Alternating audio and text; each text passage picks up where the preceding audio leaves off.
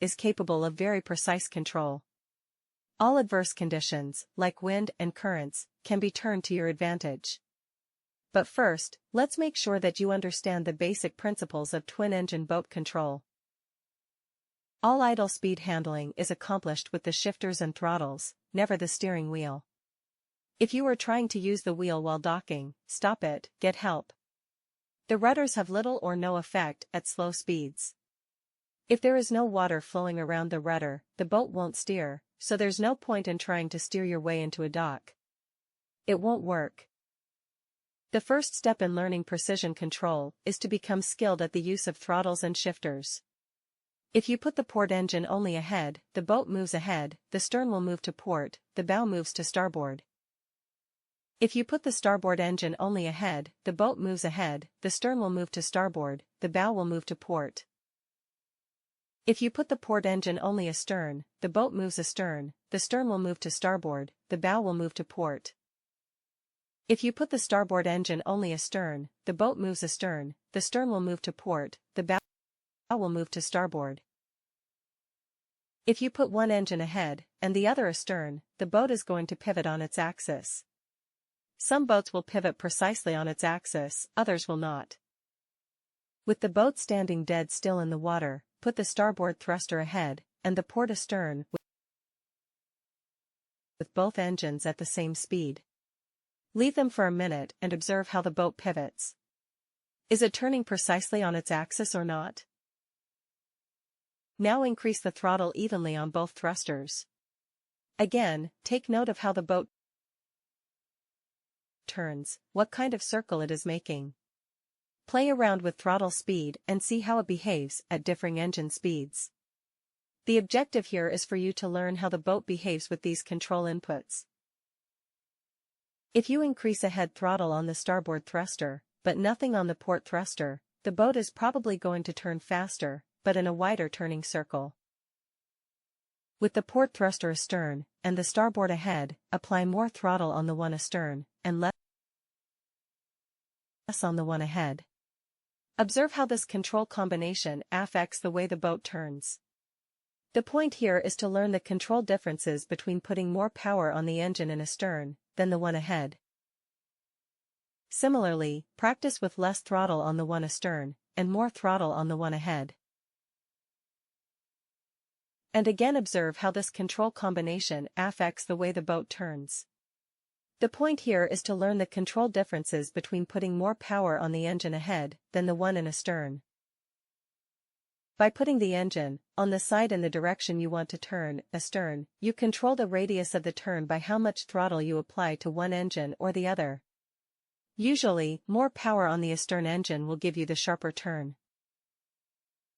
Practice putting one hand on each of the throttles, with both engines in ahead, and control the boat using only the throttles. Steer the boat by increasing and decreasing throttle speeds. Practice moving the boat forward and stopping. Holding the boat steady for a minute or two in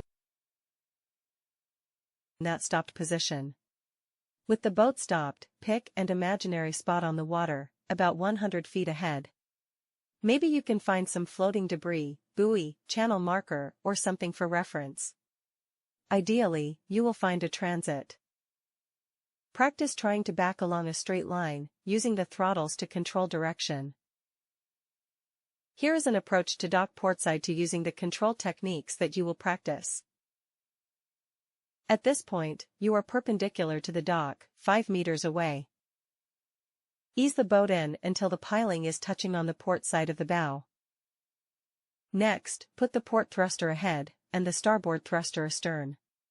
Using the pivoting technique, you're going to pivot the boat into the dock by pushing into, and rotating off the piling. You are doing this with the engines at dead idle, so your actions and motion of the boat will be nice and slow and easy. As you begin to pivot, you'll be working the starboard thruster more, allowing the port to move you forward a bit, while working the starboard into stop and astern to control the turn.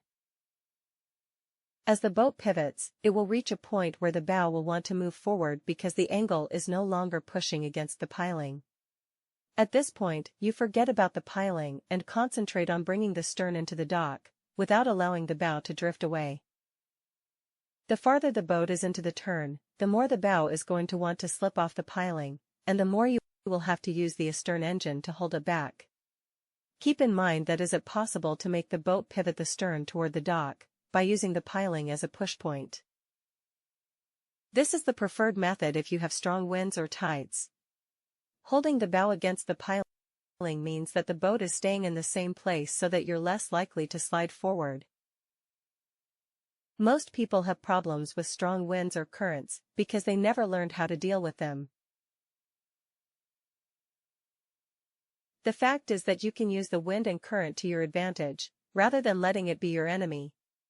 Always dock into the wind or current, if that is possible. Even if it's not, you can still turn adverse conditions to an advantage. Practice holding the boat in one spot against the current. Pick a reference point on the shore and practice a few minutes holding your boat in one spot. You need to learn to judge wind direction and current speeds. You ought to have some kind of telltale on your boat to show wind direction. As for current, learn to read the water, see which way the eddies are going around the pilings. Work the gears in and out to keep the boat as precisely in one spot as you possibly can. After doing this for a while, you'll notice the boat is either moving closer or farther away from the dock. The actions of wind and current are causing this. If the conditions are working to bring you closer to the dock, then you can use that to your advantage to complete the docking operation. If it's working against you, then you have to find a way to overcome that. Notice what happens when your boat is angled into or away from wind or tide. If the bow is pointed into the dock, and the current is from ahead, then the current is going to push the bow in that much faster. If you are bow in, and the wind or current is from astern, then it's going to carry the stern out. You can always reverse the effect of these elements by changing the direction of your approach. There are two ways to back a boat into a slip, straight in or pivot the boat around a piling, if a piling is available, which it usually is. Obviously, you can only back straight in when there is no wind or tide, or at least not until you become very adept. So let's take pivoting first since it's easiest. Essentially, you're going to do the same thing as you did when approaching a bulkhead dock, putting the bow up against a piling and turning off it. Only now you're going to put the stern quarter up against the piling and pivot in reverse. Now that you can move your boat nice and slowly into position, again using wind and tide to advantage, because you checked these conditions out before you started the operation, you won't have any trouble laying your stern quarter up against a piling at the head of the slip. At this point, your boat is at an angle to the slip with the stern against the piling. With one engine in ahead and one astern, you can pivot the boat around that piling. If the wind is blowing toward the dock, then you can rely less on power and simply let the wind assist blowing your boat into the dock. If the reverse is true, with the wind blowing off the dock, then you let the wind control your forward speed. It is important to be aware of how the wind is affecting you. The reason you have gone through all these practice sessions is so that operating the controls becomes second nature, freeing your mind up to be aware of what is going on around you. You don't have to think about controlling a car as you drive, and you shouldn't have to do that with a boat either.